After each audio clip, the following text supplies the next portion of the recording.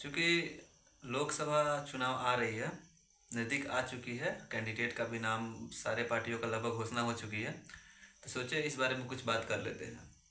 अभी एक राशन जहाँ बढ़ता है वहाँ पे गए थे, तो वहाँ पे देखे मोदी जी का झोला, एक झोला था, उसमें मोदी जी का सिग्नेचर था। अगले 5 साल तक सारे परिवार को 5 किलो राशन, मोदी की गारंटी। अब जब मोदी जी ये तो राशन, तो पहली बात, राशन तो अभी से नहीं मिल रही है, राशन बहुत पहले से भी मिलती थी और पहले इससे कुछ ज़्यादा मिलती थी, ज़्यादा जैसे कि पहले केरोसिन भी मिलती थी, कुछ थोड़ा बहुत पैसा देना पड़ता था, लेकिन उस समय इतना ये बढ़ा चढ़ाकर प्रचार नहीं होता था।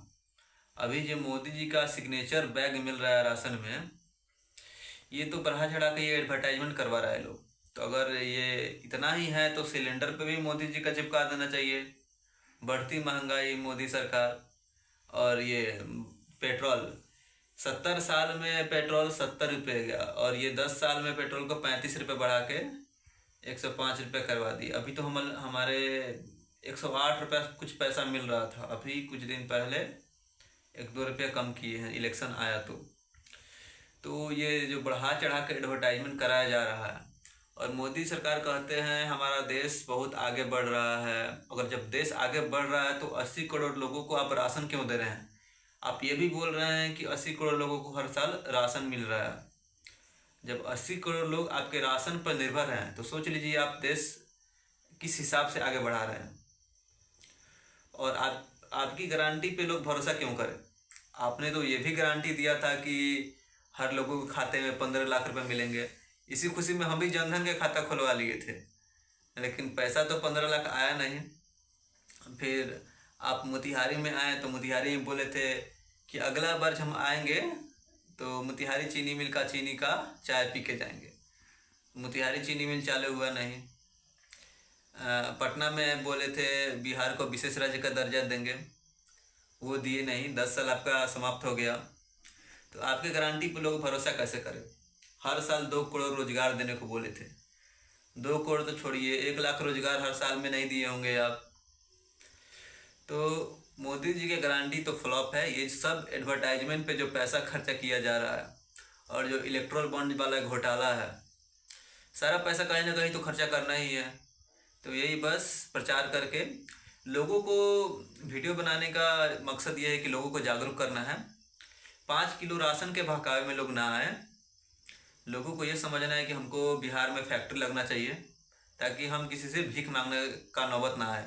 सरकार अगर 5 किलो राशन अगर 80 करोड़ जनता को दे रही है तो समझ लीजिए देश किस स्पीड से देश आगे बढ़ रही है। जब देश का लोग अभी तक राशन पे निर्भर है अपना परिवार चलाने के लिए, तो लोगों को ये मांगना चाहिए कि हमारे क्षेत्र में, हमारे राज्य में रोजगार बढ़ाए, हमारे देश में रोजगार दें। कुछ सरकारी सेक्टर हो गया, कुछ प्राइवेट सेक्टर, जैसे कि ये बड़ा बड़ा कंपनी अगर बिहार में कंपनी लगे तो बिहार के लोग को बाहर मजदूरी करने नहीं जाना पड़ेगा। बिहार का लोग को मजदूरी करने बाहर जाना पड़ता है। हर साल जब देखते होइएगा, छठ के टाइम पे, होली के टाइम पे, दिवाली के टाइम पे, दशहरा का टाइम पे, ट्रेन में इतना भीड़ रहता है जैसा लगता है ट्रेन में मजदूर नहीं, लोग नहीं, मतलब सामान बोरी कूच के आ रहा है, इस तरह इतना भीड़ रहता है ट्रेन में। अगर वही फैक्ट्री, वही कंपनी अगर बिहार में लगे तो बिहार के लोग को बाहर नहीं जाना पड़ेगा और बिहार के लोगों को बहुत सहूलियत होगा। अपने पास नज़दीक में परिवार के पास रह के काम करके अच्छा पैसा कमा सकते हैं। तब ये आपके 5 किलो राशन पे निर्भर नहीं होंगे। और जो मूलभूत सेवाएं हैं, 5 किलो राशन का बात हो रहा है तो राशन आप पहली बार, आप जो पहली प्रधानमंत्री नहीं है जो राशन दे रहे हैं, आपसे पहले भी राशन मिल रहा था और आगे भी मिलेगा। जो बिजली है, बहुत से राज्यों में बिजली मुफ्त मिल रही है, हमारे बिहार में बिजली मुफ्त क्यों नहीं मिल सकती है?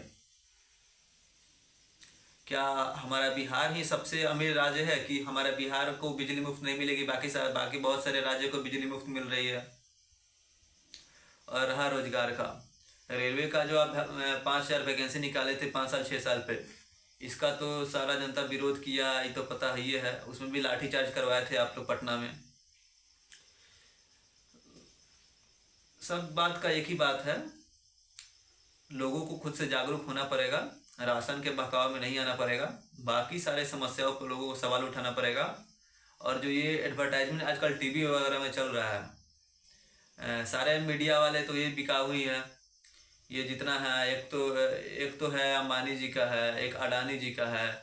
और जो अंबानी अडानी मोदी जी को फंडिंग कर रहे हैं, तो ये लोग तो मूलभूत समस्या बताएंगे नहीं। ये लोग तो वही प्रोपोगंडा चलाएंगे जो मोदी सरकारी लोगों को चलाने को बोलेगा। तो खुद से अपना समस्या देखना है और उसको आवाज़ उठाना है।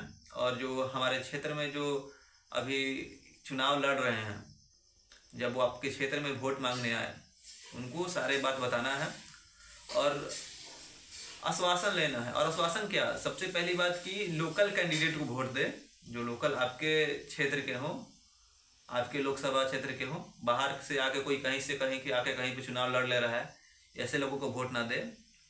और देश को बचाया, देश को बचाएं, फूल छाप को हटाएं। मोदी को तो बिल्कुल वोट ना दें, क्योंकि अभी तक तो जो किए हैं ये सब आप लोग जानते ही हैं। मणिपुर में बहन बेटियों को नंगा नाचाया गया, नंगा रोड पे परेड कराया गया। कारगिल में जो कारगिल के युद्ध लड़े थे, उनकी पत्नी को रोड पे नंगा चलाया गया था। तो ऐसे ऐसे घटनाओं के बाद उनको वोट देने का कोई, और उनको प्रधानमंत्री होने का कोई हक भी नहीं होता है। तो लोगों से यही अपील करेंगे, संविधान को बचाएं, देश को बचाएं, मोदी हटाएं। जय हिंद, जय भारत।